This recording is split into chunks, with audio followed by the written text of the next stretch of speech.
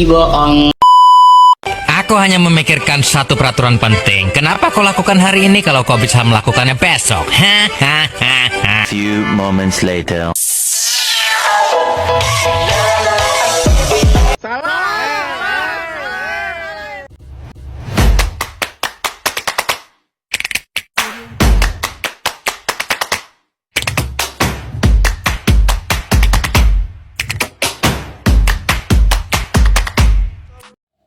Halo semua, perkenalkan nama saya Carmila, mahasiswa Universitas Terbuka semester 3 Prodi PGSD.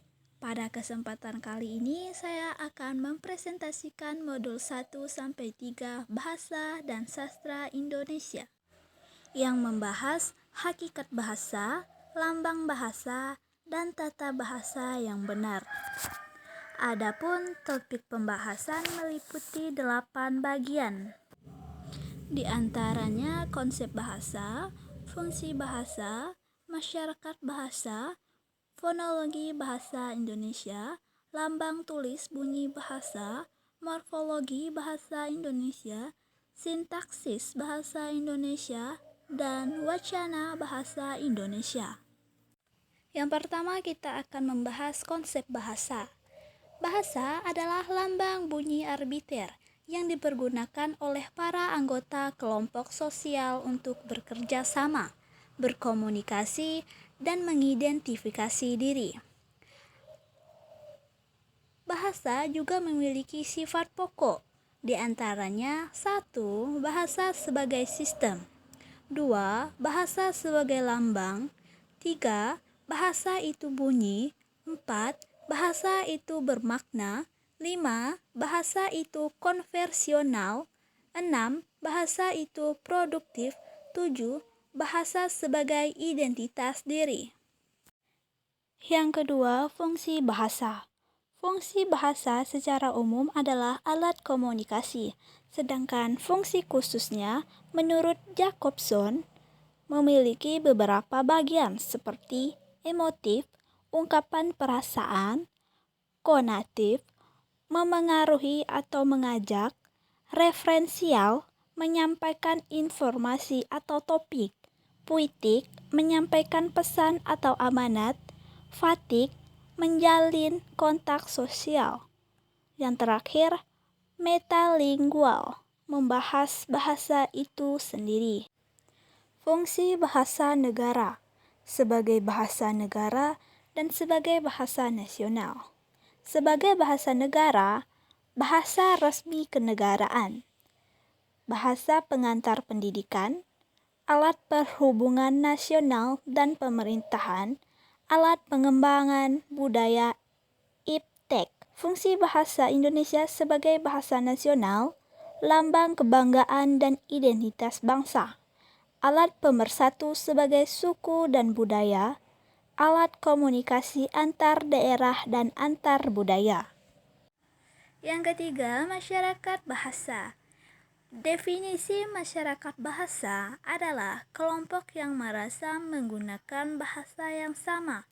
Lalu, masyarakat bahasa juga memiliki variasi bahasa yang disebabkan oleh geografis, sosial, fungsi, gaya berbahasa, dan tingkat kebakuan. Lalu, hubungan bahasa dan budaya.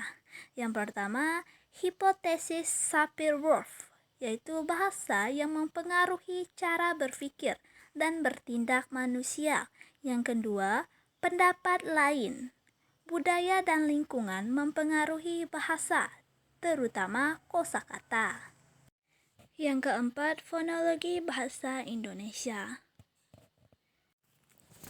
Fonologi bahasa Indonesia juga memiliki beberapa bagian. Yang pertama, fonem, yaitu bunyi terkecil pembeda makna. Kedua, pembentuk bunyi seperti alat ucap, tenaga, dan pita suara.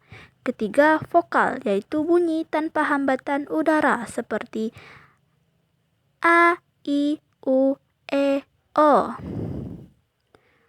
Keempat, diftong. Dua vokal dalam satu suku kata, contohnya seperti lauk. Kelima, konsonan, yaitu bunyi dengan hambatan udara.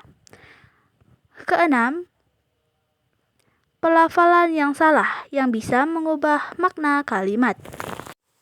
Yang kelima, lambang tulis bunyi bahasa. Lambang tulis bunyi bahasa adalah sistem simbol tertulis seperti huruf yang mewakili bunyi lisan, seperti fonem. Bunyi-bunyi ini seperti vokal, konsonan, dan diftong, diwakili oleh lambang-lambang yang bersifat arbiter. Yang keenam, morfologi bahasa Indonesia. Morfologi adalah ilmu tentang bentuk kata dan proses pembentukannya. Jenis bentuk kata diantaranya 1. Kata dasar, contohnya seperti makan. 2. Kata berimbuhan, yang meliputi awalan, sisipan, akhiran. Contohnya seperti me, ber, an.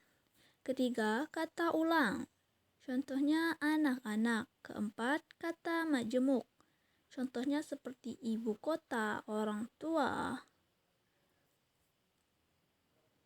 Makna kata ulang seperti banyak, saling agak, tiruan, kumpulan, berulang. Yang ketujuh, sintaksis bahasa Indonesia. Sintaksis adalah menggabungkan kata menjadi kalimat. Satuan sintaksis yaitu kata, frasa, klausa, kalimat.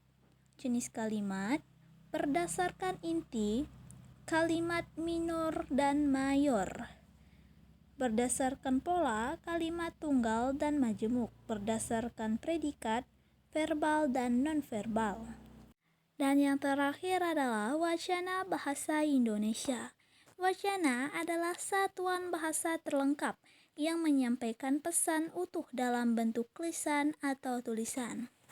Ciri wacana yang baik: 1. Kohesi, yaitu hubungan antara unsur yang padu. 2. Koherensi, yaitu hubungan makna yang logis. 3. Prinsip penyusunan wacana, interpretasi lokal, dan analogi.